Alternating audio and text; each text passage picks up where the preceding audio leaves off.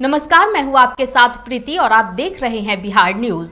पिछले 10 सालों से रोहतास पुलिस के लिए सिरदर्द बना मोस्ट वांटेड अपराधी कक्कू खान उर्फ जाहिद परवेज को रोहतास पुलिस ने हरियाणा के सूरजकुंड स्थित उसके फार्म हाउस से गिरफ्तार कर ले आई है। बता दें कि वर्ष 2012 में रोहतास जिले के डेहरी में लल्लू सिंह नामक एक हाई प्रोफाइल मर्डर हुई थी। चर्चा थी कि मृतक लल्लू सिंह पुलिस का इन्फॉर्मर था, जिस कारण उसकी हत्या कर दी गई थी। इस मामले में मुख्य आरोपी कक्कू खान तभी से फरार चल रहा था।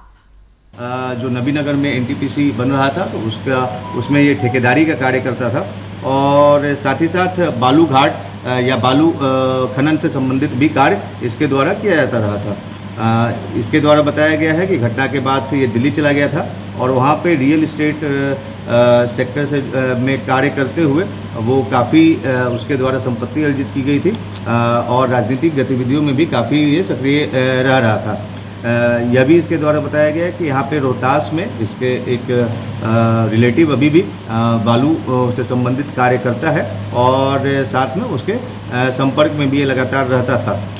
इस मामले में जो अभी तक जानकारी प्राप्त हुई है कि उक्त जो अपराधकर्मी है, इसके जो मृतक है और उक्त अपराधकर्मी के बीच में एनटीपीसी में ठेकेदारी को लेकर के विवाद चला आ रहा था और उसी विवाद को लेकर के ये घटना कारित होने की बात अभी तक जो पुलिस रिकॉर्ड है या अभी तक जो अनुसंधान है उसमें आया है। मसौढ़ी पीएचसी अस्पताल में आशा कार्यकर्ता संघर्ष समिति के बैनर तले काला बिल्ला लगाकर अपने विभिन्न मांगों को लेकर एक दिवसीय धरना प्रदर्शन किया गया। इनकी प्रमुख मांगों में बिहार के सभी आशा कार्यकर्ताओं को सरकारी सेवक घोषित करना, 10,000 रुपए मानदेय के रूप में भुगतान करना, फैसिलिटेटर के रिक्त पदों पर अविलंब नियुक्त करना, आशा फैसिलिटेटर को समानुपातिक मानदेय इत्यादि शामिल है। 27 जून के पूरे भारत में हम लोग काला बिल्ला लगाकर अपनी मांगों के लेकर पूरे पीएचसी में हम लोग धरना पर बैठे हैं।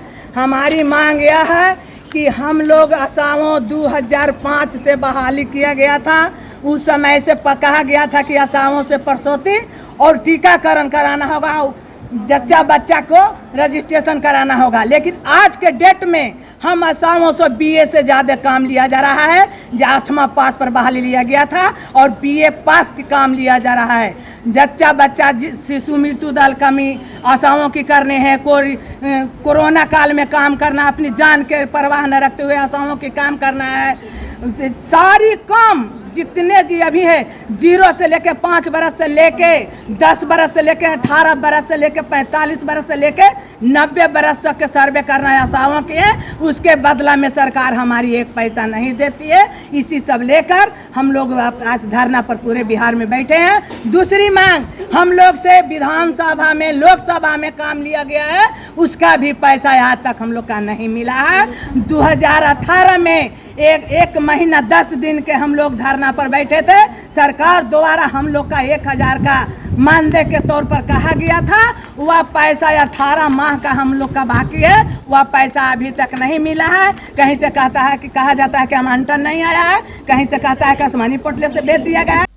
नूरसराय थाना क्षेत्र के दयानगर मोहल्ले में बीती रात अज्ञात बदमाशों ने घर में घुसकर चोरी की घटना को अंजाम दिया है। घटना रमेश चंद्र भदानी के घर पर हुई है। घटना के संबंध में गृहस्वामी रमेश चंद्र भदानी ने बताया कि बीती रात उनके बेटे धीरज की शादी नूरसराय के एक मैरिज हॉल में थी। घर के सभी सदस्य वही गए हुए थे। उसी का फायदा उठाते हुए अज्ञात बदमाशों ने कमरे का ताला तोड़कर अलमारी में रखे 45,000 रुपए नगद, पायल, चेन और अंगूठी करीब 1 लाख रुपए के जेवरात को चुरा लिया। हमन के बाराती गया और बाराती से हमन के जब हमारा परिवार यहाँ लौट गया तो देखी से हमन के ताला टूटल था, सन हमारे गोदरेज हमन टूटल, उसने हमन के जेवरात और नगदा लेके चला गया। कितना नगद होगा? मिला जुला के 40-45 हजार रुपये। बेगूसराय में एक कलयुगी चाचा की करतूत सामने आई है, जिसने चाचा भतीजी के रिश्ते को शर्मसार किया है। घटना तेयाय ओपी क्षेत्र की है। उक्त घटना में कलयुगी चाचा के द्वारा अपनी ही सगी भतीजी को बहला फुसलाकर कोठे पर पहुंचा दिया गया एवं 50,000 में उसे एक धंधे वाली महिला के हाथों बेच दिया गया। हालांकि पुलिस की तत्परता से महज 14 घंटे के अंदर ही पुलिस ने उस लड़की को बरामद कर लिया। मेरा बच्ची के साथ परसों मेरा भाई आया प्रियंक पाठक मेरे घर पर, बोला कुमारी खाने के लिए चलो ले चलते हैं। तो ले चलते हैं तो ले गया। 3 बजे घर से उठाया, ले जाने के बाद मान लीजिए जे इसको जब खोजा खोजी हुआ तो 6 बजे 6:30 बजे तक नहीं आया। झूठो हमको बता रहा था कि ऑटो पर चढ़ा दिए, ई रिक्शा पर चढ़ा दिए, चढ़ाया नहीं। बच्ची को लेके चला गया ये मुजफ्फरपुर ले जाके।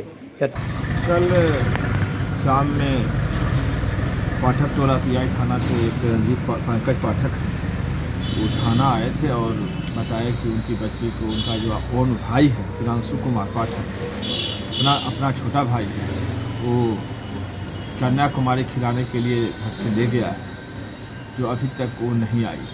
9 बजे रात तक नहीं आई। थाना पर आकर अपने बेगूसराय के बरौनी पंचायत में जनप्रतिनिधियों की समस्याओं को लेकर मुखिया संघ की एक बैठक बुलाई गई, जिसमें जनप्रतिनिधियों के सुरक्षा के साथ साथ क्षेत्र के विकास के संबंध में वार्ता की गई। बरौनी पंचायत के मुखिया पंकज कुमार ने बताया कि आज जनप्रतिनिधि अपने आप को सुरक्षित महसूस नहीं कर रहे हैं। आए दिन कहीं न कहीं उपद्रवियों के द्वारा उन पर हमले किए जा रहे हैं। इसमें निर्णय लिया गया है जो मुखिया संघ का एक कार्यालय बेगूसराय में हो और प्रतिदिन मुखिया पर घटना घट रहा है, इस पर रोक लगे। और उसके बाद जैसे कि बार सरकार कह रहा है जो हथियार का लाइसेंस देंगे, लेकिन पेपर पर ही रह जाता है। अभी तक एक भी मुखिया का लाइसेंस नहीं मिला है।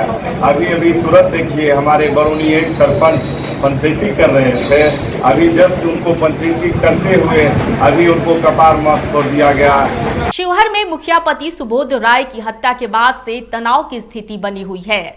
सुरक्षा के दृष्टिकोण से एसपी के निर्देश पर जगह जगह पुलिस बल को तैनात किया गया है। बता दें कि तड़के सुबह मॉर्निंग वॉक के दौरान मुखिया पति सुबोध राय को अपराधियों के द्वारा गोली मार दी गई थी। 4 गोली लगने से मुखिया पति गंभीर रूप से जख्मी हो गए थे, जिनको इलाज के लिए मुजफ्फरपुर एसकेएमसीएच में भर्ती कराया गया, जहां इलाज के दौरान उनकी मौत हो गई। मेरा भाई सुबोध कुमार यादव हुआ, हम संतोष कुमार का भाई हुए। मेरा भाई की हत्या हुआ है पंकज सिंह के दरवाजे पर।